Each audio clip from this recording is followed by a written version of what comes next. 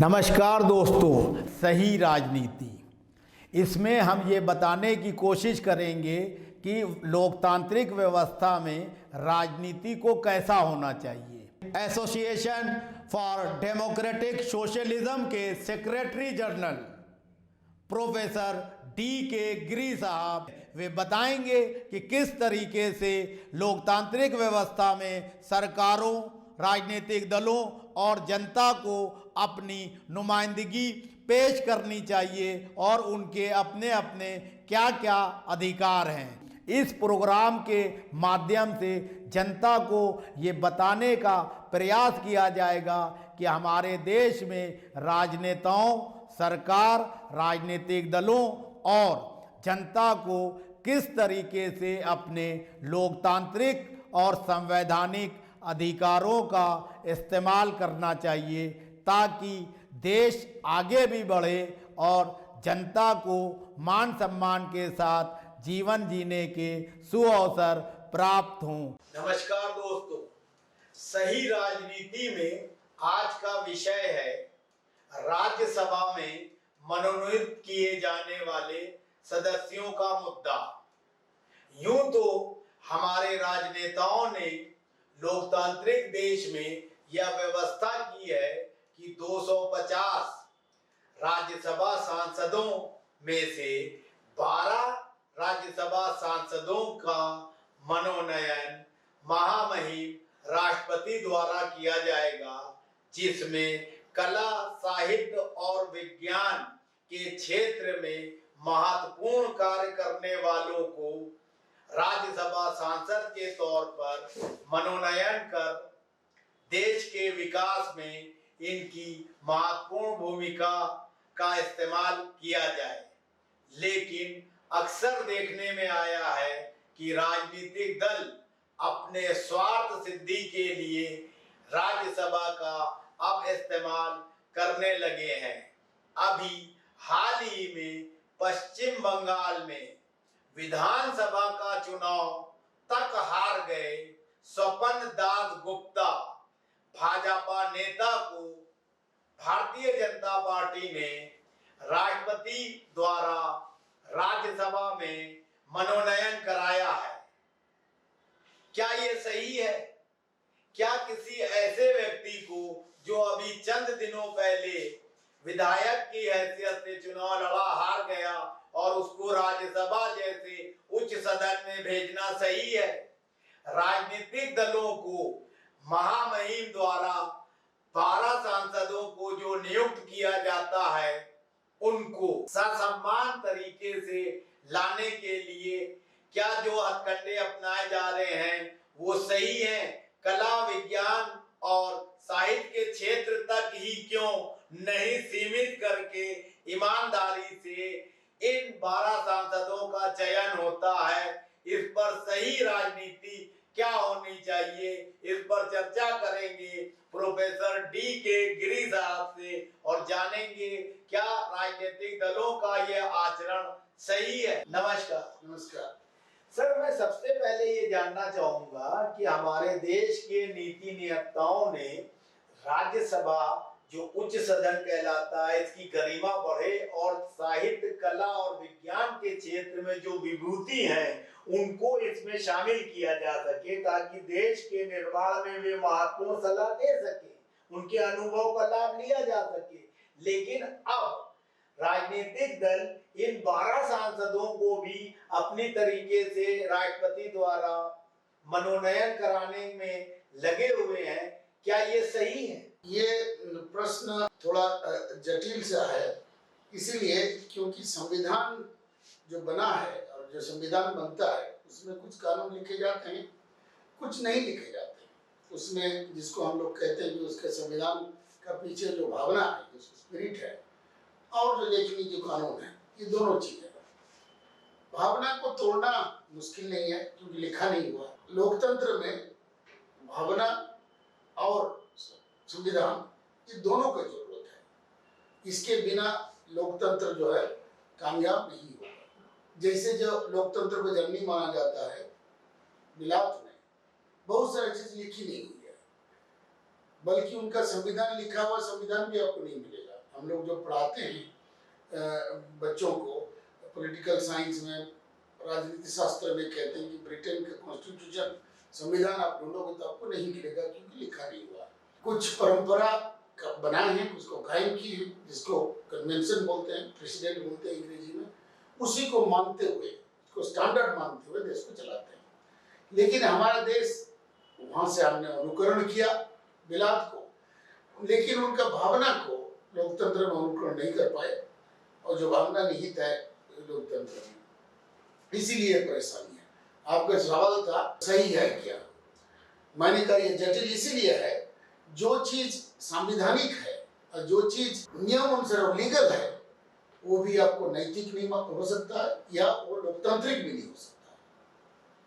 तो लोकतंत्र का परिभाषा सिर्फ नियम नहीं है, कुछ असूल, कुछ परंपरा भी है। तो ये नहीं मानने से भी लोकतंत्र खराब हो सकता है, लोकतंत्र टूट सकता है। और इसमें आदमी का, मैं कहता हूं कि देश चलाने में 3 चीजों की जरूरत है, नीति, नियत और नियम। आपका अगर चरित्र सही नहीं होगा, लोगों का ईमान सही नहीं होगा, तो व्यवस्था टिकेगा नहीं। अच्छा सर, एक चीज बताइए कि लोकतंत्र में जनता सर्वे सर्वा है, ये प्रधानमंत्री नरेंद्र मोदी जी भी कहते हैं। क्या जिस जनता ने किसी एक व्यक्ति को विधायक लायक भी नहीं समझा और विधानसभा चुनाव में परास्त कर दिया, और उसी व्यक्ति को उच्च सदन में भारतीय जनता पार्टी ले आती है, तो क्या ये जन भावनाओं पर प्रहार नहीं है? निश्चित रूप से। आपको याद होगा राजीव गांधी जी जब प्रधानमंत्री बने 1984 में, उन्होंने एक बात कही थी जो, और उन्होंने ये चीज पे टिका। कांग्रेस का मैं कोई निजी समर्थक नहीं हूँ, लेकिन उन्होंने ये कहा था जो लोग हार गए चुनाव में, लोकसभा चुनाव में या कोई भी चुनाव में अगर हार गए, उनको राज्यसभा में लाना सही नहीं है। तो ये जनादेश का और जनमानस का अपमान होगा, तो उन्होंने नहीं लिया। लेकिन वही कांग्रेस पार्टी राजीव गांधी जी के जाने के बाद पहला जो हार गए थे 3 दिग्गज नेता, जो दिग्गज माने जाते हैं, PM साहिब, ऑस्कर फर्नांडिस और शिवराज पाटिल, इनको सोनिया गांधी जी प्रेसिडेंट बने, मनमोहन सिंह जी प्राइम मिनिस्टर बने, इन तीनों को राज्यसभा में लिया गया। ना कि राज्यसभा में उनको मंत्री भी बनाया गया, शिवराज पाटिल मंत्री बने और ये ऑस्कर फर्नांडिस भी मंत्री बने, श्रम विभाग का मंत्री बने थे। और एक मिसाल है, प्रणब मुखर्जी भी कांग्रेस में हार गए थे एक बार, लेकिन वो राज्यसभा में मेंबर थे, उनको भी वित्त मंत्री बनाया गया था चुनाव में हारने के बाद, वैसे वो राज्यसभा का मेंबर ऑलरेडी थे। तो ये नियम, जैसे आपने, मैंने कहा ना, नियम कुछ और है, लेकिन आप जो, जैसे आपने जनमानस की बात की, जनाधार की बात, जनादेश की बात की, उस हिसाब से ये गलत है। और आपका जो प्रश्न था स्वपन दास गुप्ता को जो बनाया गया, पहले जो बने थे स्वपन दास गुप्ता जी जाने माने पत्रकार हैं, एक पार्टी को सपोर्ट करते हैं आजकल, उनका लेखनी में सिर्फ एक पार्टी का समर्थन ही होता है, अलग बात है, लेकिन वो अच्छे लेखक हैं। तो उनको लेखक के हिसाब से लिटरेचर से, जो साहित्य का आपने कहा, साहित्य का विभाग से उनको मनोनीत किया गया था। उसके बाद वो बीजेपी जो है, लिखिए, उस चीज को उन्होंने छुपाया। जब वो चुनाव लड़ने गए तो उनको रिजाइन करना था राज्यसभा से। महुआ मित्र ने एक ट्वीट की, फिर ये बात बताया कि उन्होंने अपना बीजेपी में थे, वो चीज को खुलासा नहीं किया था, इसीलिए उनको रिजाइन भी करना पड़ा राज्यसभा से। रिजाइन करके चुनाव लड़े, हार गए, फिर आके उनको मनोनयन किया गया। तो क्या प्रधानमंत्री नरेंद्र मोदी की भारतीय जनता पार्टी हर वो काम करती है जिसमें उसको शिकस्त मिल जाए, या हर वो काम करती है जिसमें जो है जनता उनके विरुद्ध होती है, लेकिन वे अपनी सत्ता की धमक और हनक दिखाते हुए उस व्यक्ति को महिमा मंडित कर उस पद पे पहुंचा ही देते हैं जिस पे वो चाहते हैं? बाकी दल भी करते हैं, मैं सिर्फ बीजेपी का नहीं कहूँगा, लेकिन बीजेपी का क्यों उनको बहुमत मिला हुआ है, और बीजेपी लोग कहते हैं कैडर आधारित पार्टी है, इसलिए बीजेपी अपने लोगों को आगे बढ़ाने में, अपना बहुमत रखने के लिए, अपना ताकत, राजनीतिक ताकत बढ़ाने के लिए नियम कानून को ज्यादा ध्यान नहीं देते, लेकिन बाकी पार्टी करती है, ये मैं बताऊं। अगर सारी पार्टियां मान लीजिए गलत आचरण कर रही हैं, संविधान को ताक पे रख रही हैं, नियम कानून को नहीं मान रही हैं, और सत्ता की हनक दिखाते हुए अपने कार्यों को कर रही हैं, तो इन पार्टियों पे नियंत्रण करने के लिए आम जनता को और हमारे चुनाव आयोग या सर्वोच्च न्यायालय या जनता को क्या करना चाहिए कि ये अपनी मनमर्जी न चला पाए और लोकतांत्रिक व्यवस्था को सुचारू रूप से चलाने के लिए ईमानदारी का परिचय दें। यही जैसे मैंने शुरू में कहा था, ये जटिल है, ये पेचीदा सवाल है और एक पेचीदा मसला भी है। पति महामहिम हमीद अंसारी साहब थे, उन्होंने एक बात कही थी, जवान थे, उन्होंने कहा हमारा देश में लोकतंत्र में जो मैं कह रहा था भावना और नियम या नियत और नियम, उन्होंने कहा था, जिस कंप्यूटर की भाषा में कहा था कि लोकतंत्र चलाने के लिए सॉफ्टवेयर और हार्डवेयर दोनों चीज चाहिए। और उन्होंने ये बात कही थी और आजकल हम लोग सब पॉलिटिकल साइंस जो लोग हैं वो उसको हम उसका उल्लेख करते हैं। उन्होंने कहा हार्डवेयर तो हमारा है, मतलब नियम है, लेकिन सॉफ्टवेयर जो है हमारे देश में बन नहीं पा रहा है। तो इसका मतलब जो लोकतंत्र में विरोधी दल को साथ लेके जाना, कि कोई आपको विरोध कर रहा है तो उसका सम्मान करना, या जो परंपरा बना हुआ है कि संविधान का पीछे जो भावना है उसका सम्मान करना, ये सब नहीं है। सिर्फ नियम को लोग देखते हैं और नियम तोड़ना के रास्ता निकल जाता है। जिसमें आपने कहा प्रावधान जो है आर्टिकल 80 में ये लिखा हुआ है कि आप जो लोग अच्छे काम किए हैं समाज के लिए, जिसका योगदान है, ये 3 क्षेत्र से, कला, साहित्य और विज्ञान के क्षेत्र से लोगों को लिया जाएगा। आपने जैसे कही उच्च सभा है, राज्यसभा, जिसको अंग्रेजी में हाउस ऑफ एल्डर्स बोलते हैं, सम्मानित लोग, बुजुर्ग लोग, वरिष्ठ लोग वहाँ पे आए और लोकसभा को मदद करें, बल्कि सुझाव दें।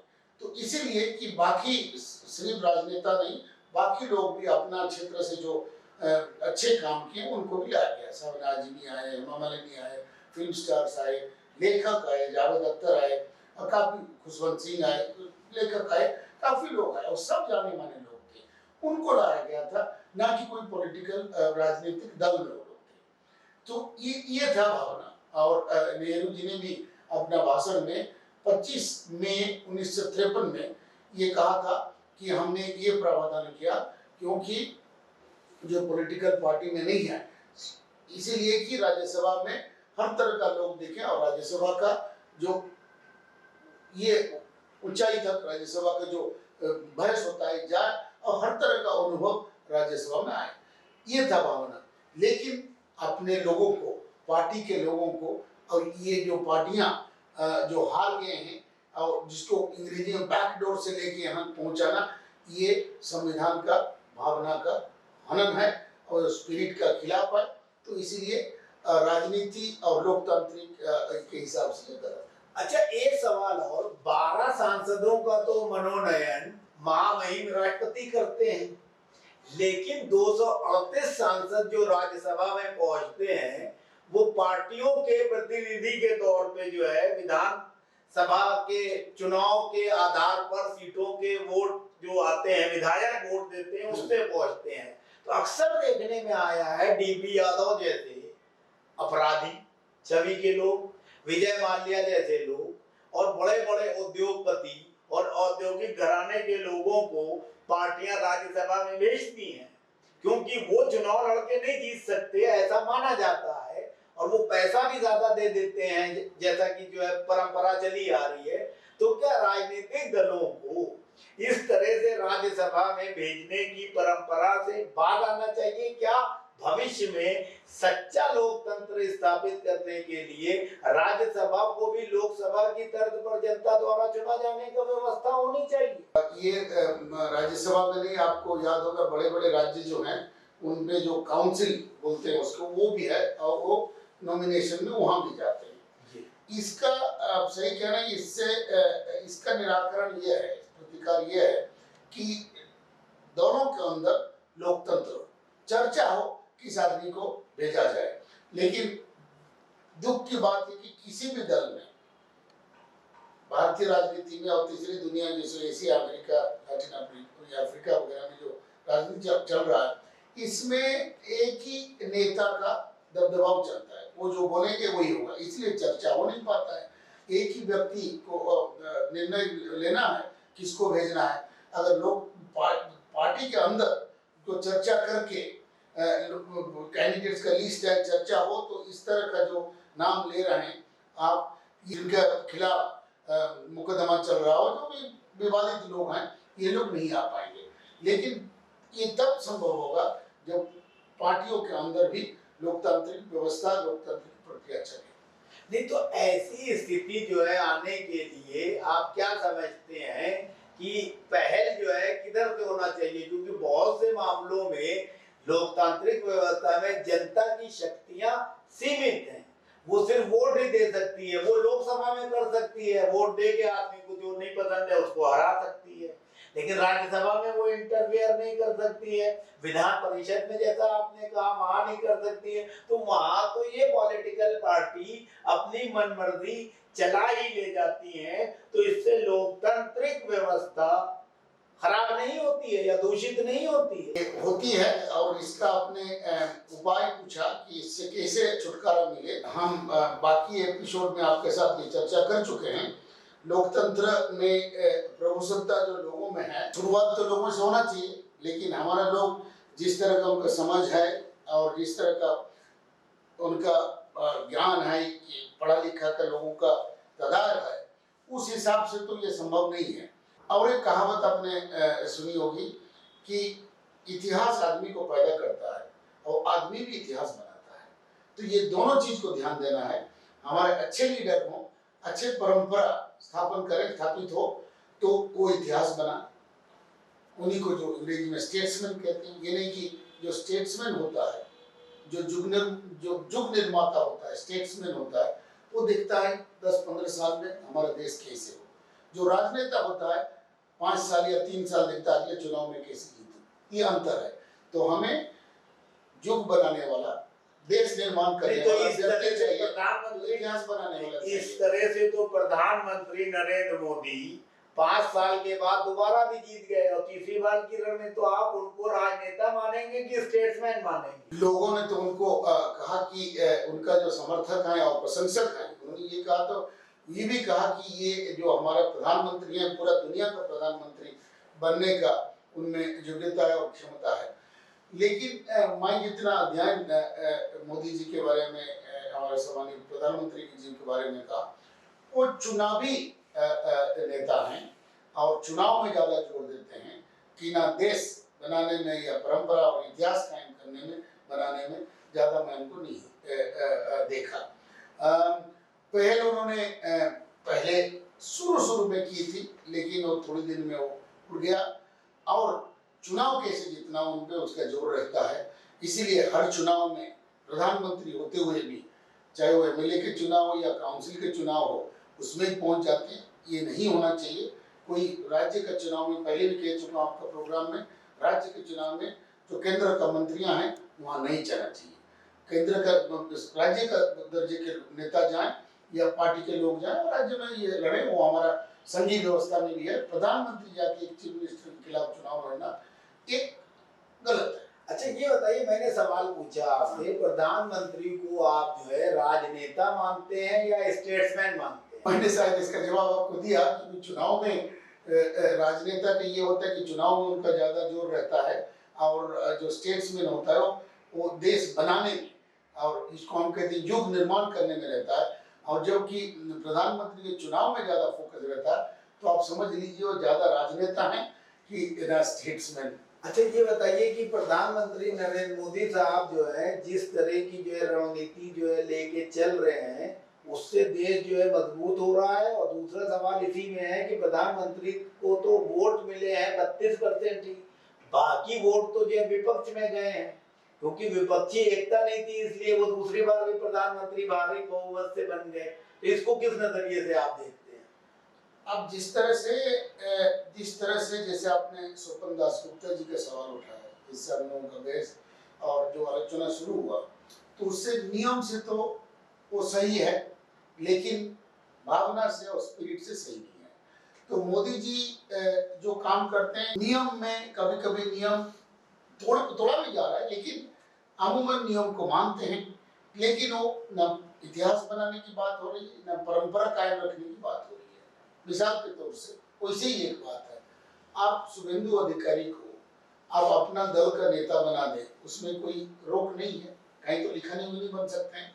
लेकिन आप दूसरे नजरिए से देखिए, जो व्यक्ति 25 साल 20 साल तृणमूल कांग्रेस में रहा, 2 महीना पहले आपका दल में आया और टीएमसी को समालोचना करने के लिए, टीएमसी को नीचा दिखाने के लिए आपने उनको अपना लीडर बना दिया। तो आपका जो आइडियोलॉजी, आपका पार्टी का जो परंपरा, पार्टी का प्रिंसिपल्स कहाँ गया?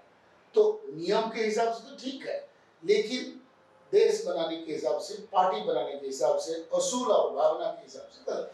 अच्छा, तो ये दोनों चीज का टकराव हमेशा दिखिएगा। तो ये मोदी जी, लेकिन अब हिमंत बिस्वा शर्मा जो अब आसाम में चीफ मिनिस्टर बना, वो भी कांग्रेस से आया, 6 साल पहले चुनाव में आया, इस चुनाव में ये बन गया।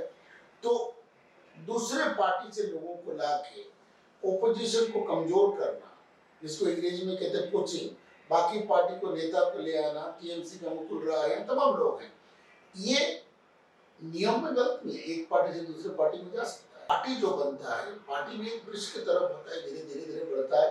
पार्टी में आपका असूल होते हैं, श्रृंखला होते हैं, उसका आचार व्यवहार होता है, उसमें चाल चलन अलग ढंग का होता है, हर पार्टी का अलग कल्चर है। तो उस पार्टी से दूसरा पार्टी, तो पार्टी का जो पार्टी लोकतंत्र में पार्टी, पॉलिटिकल पार्टी सबसे बड़ा अनुष्ठान है। जो पार्टी है, जो पोजीशन में है, जब चुनाव जीत जाता है वही सरकार बनाता है, वही राज्य बन जाता है, वही सर्वे सर्वा बन जाता है। उसी पार्टी को आप खत्म कर देते हो। उस पार्टी में असूल नहीं है, श्रृंखला नहीं है, कोई डिसिप्लिन नहीं है, आपका किसी की पार्टी के प्रति आपका रॉयल्टी नहीं है।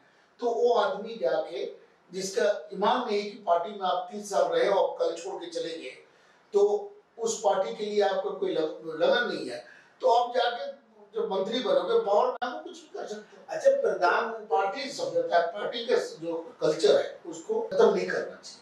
अच्छा, प्रधानमंत्री नरेंद्र मोदी जी प्रधानमंत्री क्या इसलिए हैं कि वो बहुत काबिल हैं, या इसलिए हैं कि विपक्ष के लोग नाकाबिल हैं और एकजुट नहीं? यही होता है कि मैं कहता हूँ अक्सर कि एक पार्टी चुनाव जीत भी सकता है, दूसरा पार्टी चुनाव हार सकता है। अगर पार्टी हार गया तो कोई भी जीत जाए, हार तो हुआ।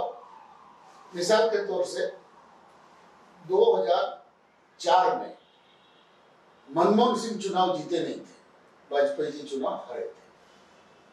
इसीलिए कि मनमोहन जी चुनाव तो लड़े ही नहीं थे, प्रधानमंत्री बने, चुनाव लड़े नहीं थे। सबको उम्मीद था कि वाजपेयी जी दोबारा प्रधानमंत्री बनेंगे, लेकिन वो हार गए। जो हार गए वो जीत गए, कांग्रेस पार्टी और उनका यूपीए जीत गया। उस हिसाब से ओपोजिशन अगर हार रहा, कामयाबी नहीं मिल रहा है विरोधी दलों को, तो जो हाई रूलिंग पार्टी वही से है।